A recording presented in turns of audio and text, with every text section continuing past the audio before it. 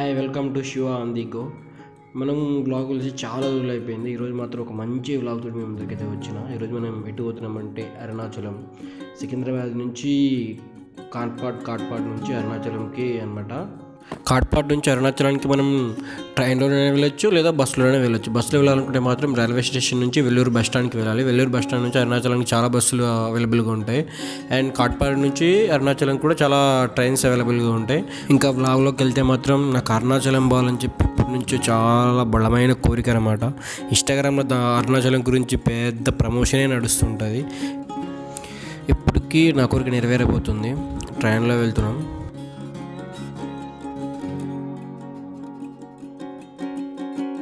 చుట్టూ మాత్రం చాలా లొకేషన్ చాలా బాగున్నాయి. ట్రైన్లో వెళ్తుంటే మాత్రం సూపర్.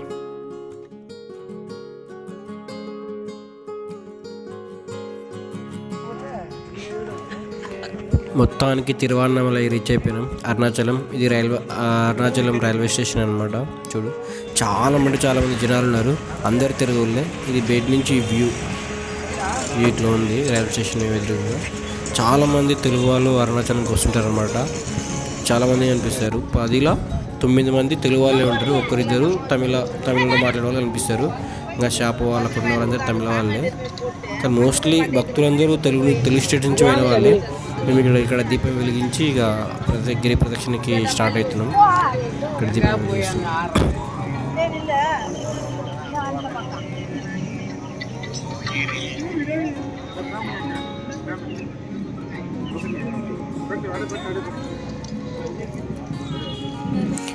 స్టార్ట్ అయిన కొద్దిసేపటికే ఇంద్రలింగం వచ్చింది.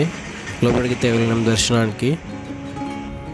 స్వామి దర్శనం చేసుకుంటున్నాం. తర్వాత బయటకు వచ్చినాం. బయటకు వెళ్ళి మళ్ళీ స్టార్ట్ చేసినాం గిరి ప్రదక్షిణ. ఇక్కడ చూడండి మ్యాప్.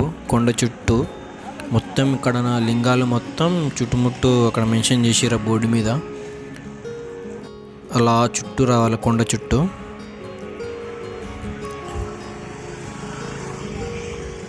ఇక్కడ అగ్నిలింగం ఉంది. అగ్నిలింగ దర్శనానికి వెళ్తున్నాం. ఇదే గుడి అగ్నిలింగ దర్శనం. ఇట్లా గిరి ప్రదక్షిణ చేసుకుంటూ వెళ్తుంటే మనసుకి చాలా ప్రశాంతంగా అనిపిస్తుంది ఉదయం పూట. కాకపోతే చాలామంది మళ్ళీ ఇక్కడ యమలింగం దగ్గరికి అయితే వెళ్తున్నాం.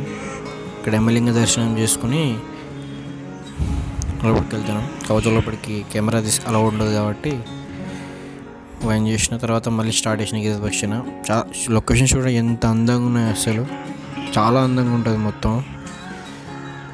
చాలామంది ప్రదక్షిణ చేస్తూ ఉంటారు. ఉదయం పూట చాలా తక్కువ మంది గిరి ప్రదక్షిణ చేస్తూ ఉంటారు. ఎక్కువ శాతం రాత్రిపూట చేస్తూ ఉంటారు.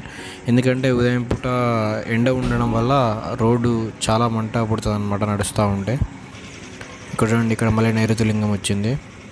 ఇక్కడ కూడా లింగ దర్శనానికి అయితే వెళ్తున్నాం.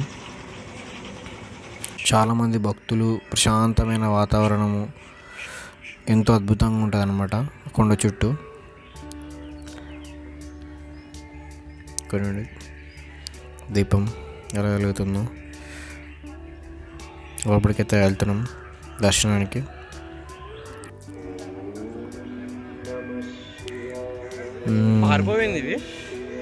ఇక్కడ కొన్ని జింకలు ఉన్నాయి. చాలా బాగున్నాయి అనమాట. అసలు మనుషులను చూసి అసలు భయపడట్లేదు. కొంతమంది వాటికి ఫుడ్ కూడా ఇక్కడ ఇస్తారు.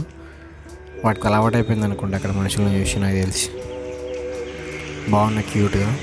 ఆ కొండనే అరుణాచలేశ్వరుడి కొండ గిరి చుట్టూ అక్కడ ఉన్న అడవిలో ఈ జింకలు ఉన్నాయన్నమాట.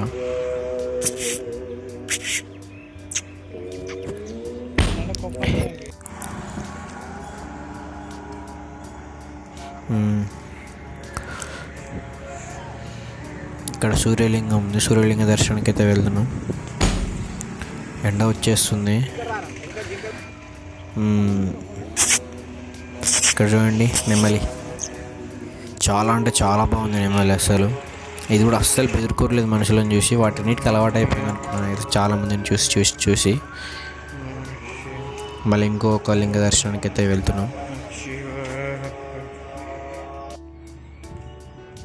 చూడండి, ఇక్కడికి వచ్చాను. కొంచెంసేపు టిఫిన్ చేసినాం. ఇక్కడ టోపీ అమ్మవారు గిరి ప్రదక్షిణ చేస్తున్నారు. ఆమె వెనక చాలామంది ఉన్నారు.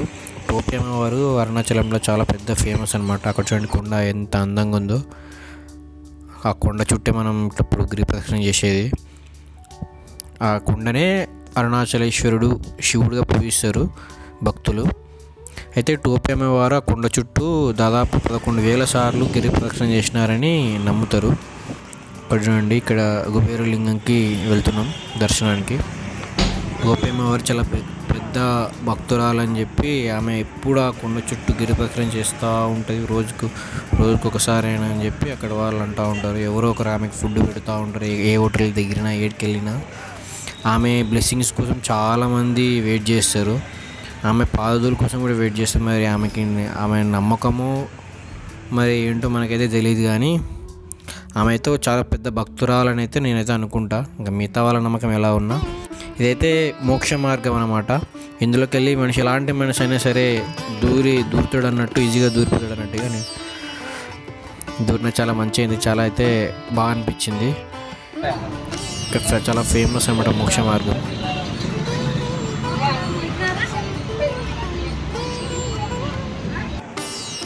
చివరి లింగం అన్నమాట ఈశాన్య లింగం. దర్శనానికి అయితే లోపలికైతే వెళ్తున్నాం. ఇక్కడ దర్శనం చేసుకొని ఇంకోసేపులో ఏదైతే ప్రశాంతంగా, అప్పటికే ఎండ బాగా ఎక్కువైపోయింది. ఆ ఉడిమి వేసే వరకు దోళ్ళు తీరిపోయింది. అట్లాగే శివనామస్మరణ చేసుకుంటూ అలా వెళ్ళడం. చూడండి, ఇక్కడ అమ్మవారి ఊరేగింపు జరుగుతుంది. పల్లకిలో ఊరేగింపు చేస్తున్నారు.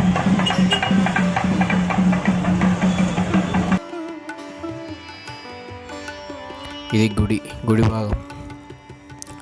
గుడిని చూసినామనే అద్భుతమైన శిల్పకళలకు అరుణాచలేశ్వరుడి గుడి ఒక మైలురాయి అన్నమాట. అంత అద్భుతమైన శిలా సంపద ఉందన్నమాట ఆ గుడిలో. అద్భుతమైన రాజగోపురము చూసిన తర్వాత నా కళ్ళు చాలేదన్నమాట. అంత అందంగా ఉంది రాజగోపురం మాత్రం, సూపర్. ఇదే ఎంట్రన్స్, లోపలికి వెళ్ళడానికి దారి.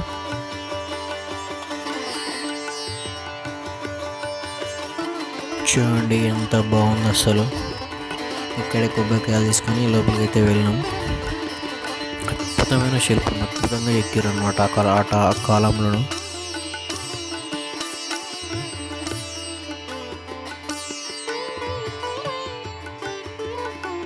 చూడండి బయట నుంచి ఎలా ఉందో లోపల.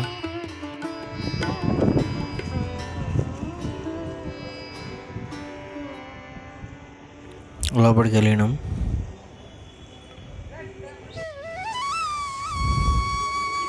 చుట్టూ లోపల ఉన్న గుడి సరౌండింగ్స్ కూడా చాలా అంటే చాలా బాగున్నాయి. అక్కడ కొలనులా కూడా ఉంది, దానిలో వాటర్ కూడా ఉన్నాయి. ఇక్కడ చూడండి ఎంత అద్భుతంగా ఉంది అసలు. నాకైతే చాలా మంచిగా అనిపించింది. అరుణాచలానికి రావాలంటే అదృష్టం ఉండాలి అంటారు. దేవుడు పిలిస్తేనే పోతారు అన్న ఒక ఇది కూడా ఉంది.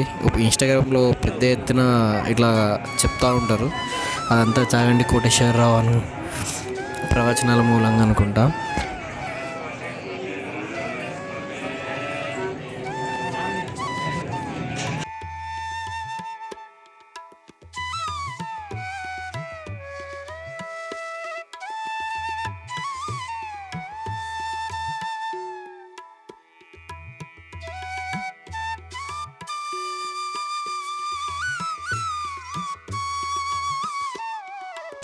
అద్భుతమైన దర్శనం అయితే మాకు జరిగింది. అక్కడ విభూతి చాలా ఫేమస్ అనమాట. ఏ దేవుని దర్శనం చేసుకుని అక్కడ విభూతి ఇస్తారు. విభూతి తలగా రాసుకుంటే మాత్రం చాలా అంటే చాలా ప్రశాంతంగా అనిపిస్తుంది. అరుణాచల క్షేత్రమే ఒక అద్భుతమైన పుణ్యక్షేత్రం అనమాట. సాష్టాంగ నమస్కారం చేస్తున్నా దేవునికి అయితే, అక్కడికి నన్ను రప్పించినందుకు.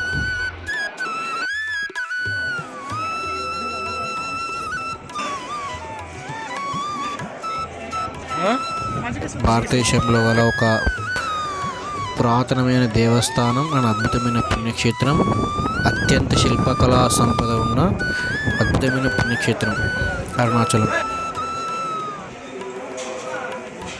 ఇక్కడ ఈ ఆలయానికి రావడంతో నాకున్న కోరిక అయితే తీరిపోయింది.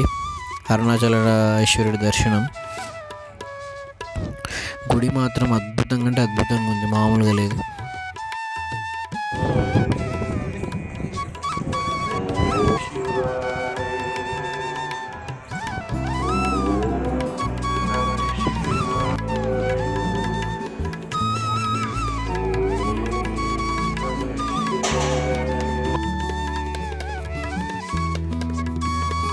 చూడండి, అద్భుతమైన అస్సలు ఎక్సలెంట్ ఉంది. వ్యూ మాత్రం మార్వెలస్. ఇక్కడ నుంచి చూసే మాత్రం మంచి రాజగోపురం కానీ అక్కడ ఉన్న ఎంత అసలు వేరే లెవెల్లే. అది స్వయంగా కన్నులతో చూస్తే వచ్చే ఆనందమే వేరు. ఇంకా పౌర్ణమి రోజు అయితే చాలా అంటే చాలామంది భక్తులు వస్తారనమాట. ఇక్కడ చూడండి, పాతాళేశ్వరుడి దర్శనం, లోపలికి వెళ్ళి దర్శనం చేసుకోవాలి. చుట్టూ చూడండి శిల్పకళ ఎంత బాగుంటుంది, ఎంత మంచిగా పాట ఆ కాలంలో ఎట్లా కట్టిరోమో కానీ అసలు వేరే లెవెల్.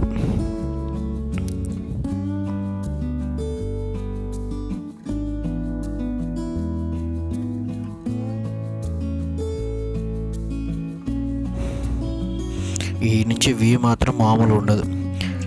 ఆ కొండకి దగ్గరగా ఆలయం ఉంటుంది అనమాట. ఇది ఇంకా అయిపోయింది, అరుణాచల దర్శనం తిరిగి వస్తున్నాము. ఇక్కడ వెల్లూరులో చాలా ఫేమస్ కోట, చుట్టూ వాటర్ ఉంటాయి, అద్భుతంగా ఉంటుంది. దర్శనం కొంచెం లేట్ కావడం వల్ల మేము అక్కడ రావడానికి లేట్ అయింది. సో అందుకని ఆ కోటలోకి మేము వెళ్ళలేదు. ఇక్కడ నుంచి రైల్వే స్టేషన్, కాట్పాడి రైల్వే స్టేషన్కి అయితే వెళ్ళి రైలు ఎక్కి తిరిగి హైదరాబాద్కి వచ్చేసినాం. అంతటితో మా అరుణాచల ట్రిప్ అనేది ముగిసిందనమాట. ఇక్కడికి వెళ్ళడానికి పెద్ద ఖర్చు ఏం అవసరం లేదు, చాలా తక్కువ ఖర్చులో 3,000-4,000 సింపుల్గా అయిపోతుంది అనమాట. పెద్ద ఖర్చు ఏం అవసరం లేదు. ట్రైన్లో వెళ్ళి ట్రైన్ బుక్ చేసుకోవాలి. 20 రోజుల ముందు 30 రోజుల ముందు ట్రైన్ బుక్ చేసుకొని డైరెక్ట్ తిరుమల బుక్ చేసుకోవచ్చు, లేదా కాట్పాడి వరకైనా బుక్ చేసి అక్కడ నుంచి బస్సులో అయినా వెళ్ళొచ్చు. అక్కడ కొన్ని రూమ్లు అవైలబుల్గా ఉంటాయి, మన బడ్జెట్ బట్టి మనం రూమ్లు ఎత్తుక్కోవచ్చు. అక్కడ ఉండి స్టే చేసి గిరి ప్రదక్షిణ చేసి దైవదర్శనం చేసుకొని ప్రసాదాలు తిని అరుణాచలేశ్వరుడి ప్రసాదం అద్భుతంగా ఉంటుంది, చాలా అంటే చాలా బాగుంటుంది. ఇది అరుణాచల యాత్ర గురించి నా విశేషాలు. మళ్ళీ మంచి ట్రిప్తో మళ్ళీ కలుద్దాం. అంతవరకు బాయ్.